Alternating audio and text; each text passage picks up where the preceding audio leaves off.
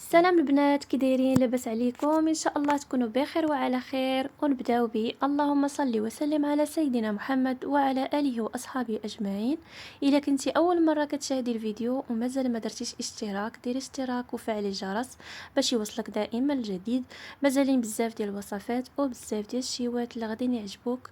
وصفه اليوم البنات راكم عارفينها، غنيه عن التعريف، شباكيه، ولكن بزاف منا ما كيعرفش يشبكها ولا كيديرها وما كتصدقش ليه. المهم جبت لكم الطريقه الناجحه 100%، ولو تكوني اول مره غديريها.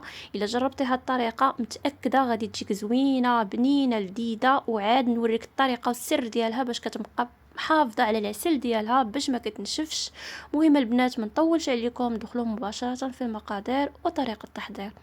عندنا 500 غرام ديال الفورص، يعني نص كيلو، وكاس معامرش ما بين زلجلان ولوز اللي كيكونوا محمرين، وضروري ضروري ما طحنوهم مزيان ما يبقاوش مفرتين، وكاس معامرش ما بين زبده وزيت. المهم تكون الزبده حيوانيه، ضروري تكون غالبه على الزيت. المهم كندوبوها حتى كتولي نوازيت، تولي اللون ديالها بني. وعندنا نص كاس ديال ما زهر، ولكن بغيتو تزيدوا المهم حسب الحاجه. صافي عندنا معلقه صغيره ديال النافع مطحون، ومعلقه صغيره ديال القرفه، وقبيصه ديال الملحه، وزوج معالق كبار ديال الخل، وشويه ديال الملون ويعني الخرقوم، وتقريبا نص ضامه صغيره ديال الزعفران. كان عندكم زعفران الحر يمكن لكم ديروه. معلقه صغيره ديال خماره حمراء، وقبيصه ديال الخميره ديال الدار. دابا غادي نديرو الخميره، الملحه، قبيصه ديال الملحه اللي درنا في الاول. وغادي نديرو دابا الخماره حمراء مع قبيصه ديال الخميره ديال الدار مع النافع مع القرفه، ونغربلوهم. ضروري كيحتاجوا انهم يتغربلوا باش ما تقطعش لينا العجينه ملي نكونوا كندلكو فيها. صافي دابا غنديرو في جبانيه، غنديرو فيها الخل ونديرو فيها الزبده والزيت، وغنديرو فيها ما زهر. مهم داك شويه اللي شاطر انا من بعد زدته. نسيت البنات ما درتش الزلجلان واللوز، عاود زدته. صافي وغنديرو نص ضامه ديال الزعفران. الا كنتو دايرين كيلو ديال الدقيق المقادير مضوبلينهم ديروا ضامه كامله. شويه ديال الخرقوم يعني الملون. صافي نحركوهم مزيان.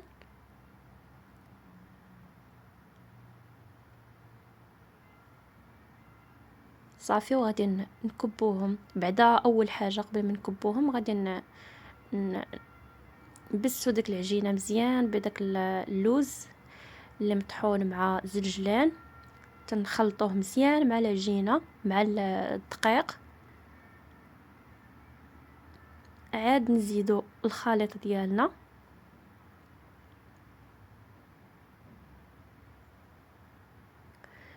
غادي نجمعوا العناصر مزيان. غتكون باقا لينا ما تجمعتش العجينه، ديك الساعه غادي نضيفوا الماء.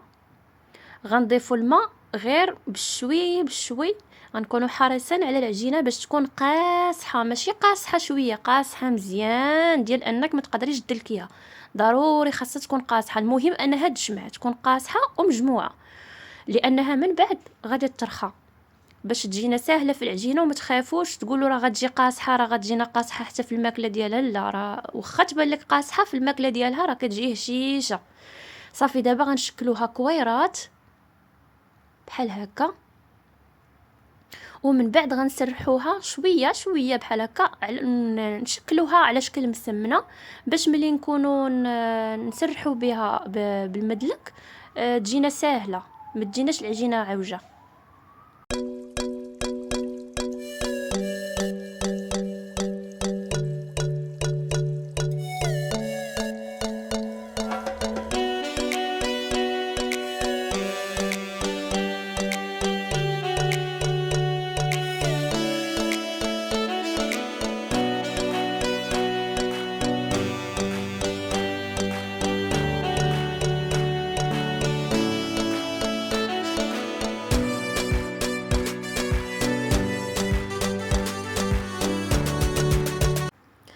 صافي دابا من بعد ما سرحنا العجينه ديالنا كامله وشكلناها بحال مسمنه طويناها، غنديروها في بلاستيكه باش كتزيد ترطاب العجينه.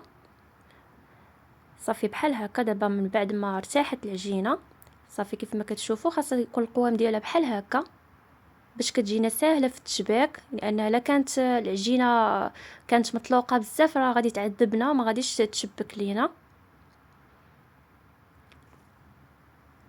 نحاولوا نسرحوها بالمدلك مزيان، ما تكونش غليظه وما تكونش ثاني رقيقه بزاف، يعني في الوسط.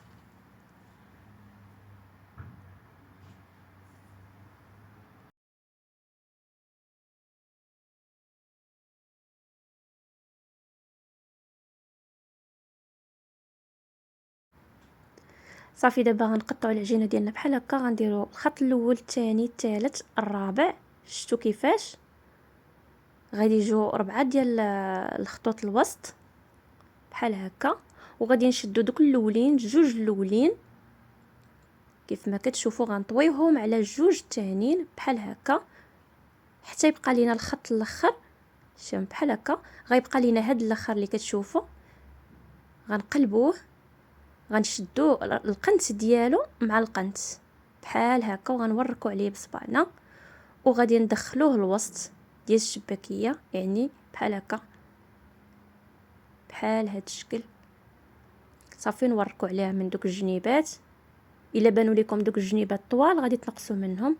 صافي هذا هو الشكل ديالها كيف كتشوفوا، كتجي زوينه مشبكه وفي نفس الوقت ساهله. يعني اللي عنده مشكله في التشباك راه يدير غير هاد الطريقه. هانتي نعاودها لكم بنفس الطريقه باش تزيدوا تعرفوا. هانتو كيف ما كتشوفوا كنشدوا دوك الجوج الاولانيين بحال هكا كنطويوهم على الجوج الثانيين، دوك جوج الاشرطه الاولين كنحطوهم على الجوج الاشرطه الثانيين بحال هكاك، وداك الشريط اللي كيبقى لينا الاخر شفتوا كيفاش غادي نشدوا القنت ديالو مع القنت الاخر بحال هكا. صافي وغادي نضغطوا بصباعنا وغنحاولوا ندخلوه الوسط.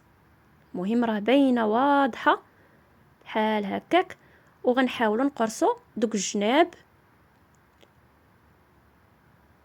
نحاولوا نقادوها شويه بصباعنا. صافي هذا هو الشكل ديالها، كتجي ساهله وزوينه عاطيه منظر. صافي البنات انا وريتكم دابا الطريقه، نبقاو بحال هكا حتى نسالي الشباكيه ديالنا ومن بعد ندوزو للقلي. ودابا البنات من بعد ما كملناها ضروري تخلوها البنات تنشف. يعني الا درتوها مع الصباح قليوها مع العشيه، انا صايبتها مع الصباح وتا العشيه عاد قليتها. هذا هو العسل البنات اللي صايبت معاكم. دابا راه تقريبا 5 ايام ولا مع 6 ايام دابا باش صايبته. شفتوا كيفاش داير ناجح، يعني ما تسكر ما والو.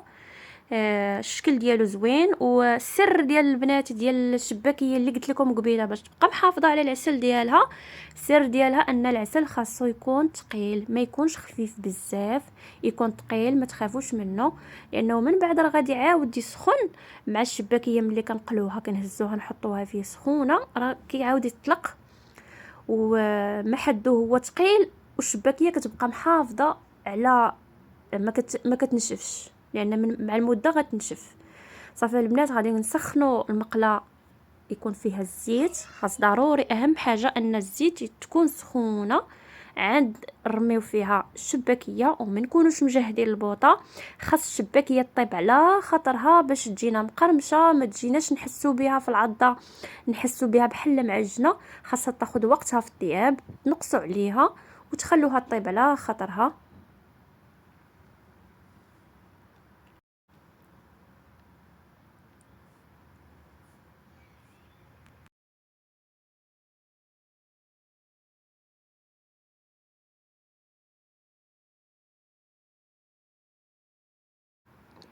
ها هي دابا البنات بدات كطيب. صافي نبداو نقلبوها. ما بقيتش عاقله البنات واش قلت لكم واحد المعلومه بعدا في الاول في العجينه ديال الشباكيه. الماء اللي غادي غتزيدوا حسب الحاجه، غتزيدوا بشوي بشوي. انا ما عطيتكمش المقادير بالضبط ديال الماء لان كل دقيق والنوعيه ديالو، كاين اللي كيحتاج الماء بزاف كاين اللي غير شويه. المهم غادي ديروا نتوما قياسكم، تبان لكم العجينه. المهم تكون قاصحه، ما تكونش الاساس ديالها ما خاصش تكون رطبه، لان من بعد راه غتزيد تطلق، باش تجينا ساهله في التشباك ديالها. صافي هنا كيف كتشوفوا راه بدات كطيب لينا شباكيه، درناها في العسل وخلوها البنات في العسل، يعني ديروها في العسل وخلوها فيه حتى طيب الاخر، حتى تبغوا تزيدوا على الاخر حتى يبان لكم راه عمرت بحال هكا جبانيه اللي دايرين فيها الشباكيه، تبان لكم راه عمرات. عاد تحيدوها، يعني كل ما بقات في العسل كل ما مزيان باش كتجي تشرب العسل. صافي البنات دابا من بعد ما ساليناها في القلي، هذا هو الشكل ديالها من بعد ما طابت. صدقوني البنات الا كتجي واعره، كتجي لذيذه بزاف وكتجي هشيشه، كتجي ما نعاودش ليكم هشيشه وفي نفس الوقت مقرمشه. شو كيفاش كتجي ساهله في التهراس ديالها دغيا.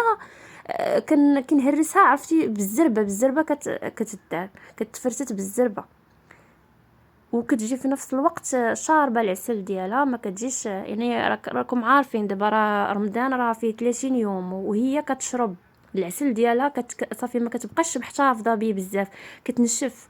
ولكن الا درتوا ليها العسل يكون قاصح ما يكونش جاري، راه غادي تبقى محتفظه على داك العسل ديالها، ما غتجيش ناشفه. ايوا البنات وصلنا للنهايه ديال الفيديو، نتمنى تجربوا هاد الشباكيه اللي درت معاكم. ولا كنتو مازالين ما اشتركتوش في القناه، ديروا اشتراك وفعلوا الجرس. بسلامه البنات، تهلاو ليا في راسكم.